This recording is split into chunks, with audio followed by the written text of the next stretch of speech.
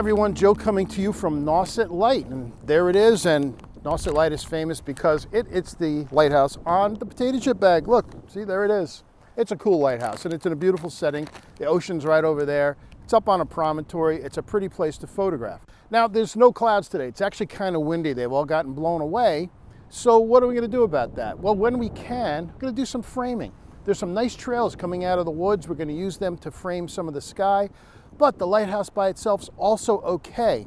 And what we did to enhance that was get down a little lower, go in the foliage over here, and get down lower so that the foliage becomes something strong to support the lighthouse above it. So it's a fun place to photograph. Let's see what we can get.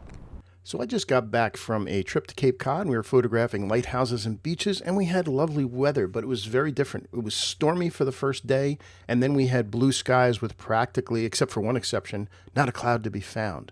So we were looking for different ways to photograph, and I got this picture of Nauset Lighthouse, which, yes, is the one on the Cape Cod potato chip bag. And I tried to use some framing elements to add some more interest to the shot rather than just have a lighthouse in the blue sky. And the things that I liked was, well, I've got the pine trees above, and I really liked this section of fence, although it's a little too far from the lighthouse.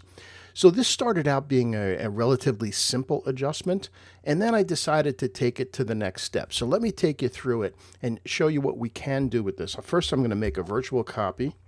So now I have an original I can always get back to. So here's my copy, and let's take a look at the image. Well, if you look at the histogram up here, it's really about as good as it could be. It's the tonal range and the tonal contrast that was added bringing it into Lightroom. So let's go into basics and fix that.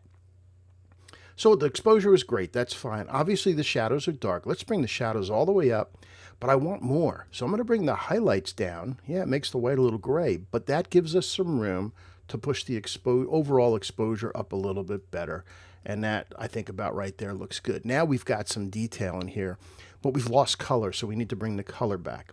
First, I'm going to add some presence. I'm going to add a little bit of texture and clarity, salt and pepper, and then some vibrance and saturation. And now that quickly, it looks a heck of a lot better. We went from there to there just by moving those sliders. Now, you could be done right there, but let's make it a better composition while we're here in Lightroom. So what is not needed? Well, we have a little bit too much of the trees on the side and the top, and maybe a little bit too much to the left, and there's this one branch sticking out. When I photographed this, I saw this as a 16:9 vertical. So let's cut to the chase and do that. I'm going to go to original and change it to 16:9. And I'm going to move it over a little bit so that the lighthouse is on one of my golden ratio thirds. And you know what? It's actually kind of looking pretty good right there. Let's just hit enter on that. And wow, we've come a long way. Again, there's our original before the crop, and there's our crop. And we could say, well, you could be done with that. But let's take a little closer look. What else does it need? Well, there needs to be a little bit more life down in here. So I'm going to add a graduated mask. I'll do a linear gradient right here, and I'm going to click about here and drag up.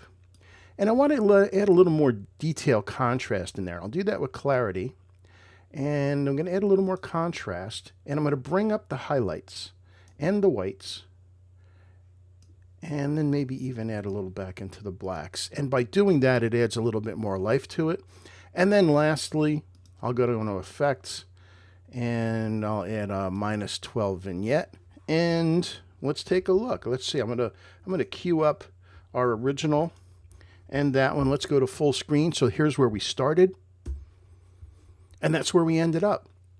Could we be done? Absolutely. There's something nice about a 16:9 vertical. It's very tall and thin, and it forces you to start at the bottom of the image and lead up to the lighthouse. So one more time, we started there, and we took the image to there just using Lightroom. But is there more we could do? Is there more we should do? We'll take this image into Photoshop and add a couple of things to really tighten up the composition. One, we're going to add some really gentle light clouds behind the lighthouse. And secondly, we're going to compress the foreground a little bit just to tighten up that composition and make a really great shot. And here's what the final shot's going to look like after we take it through Photoshop. There's a link below that shows you where you can sign up, and you'll get free new videos every week. Thanks so much for watching, and I'll see you online again soon. Bye-bye.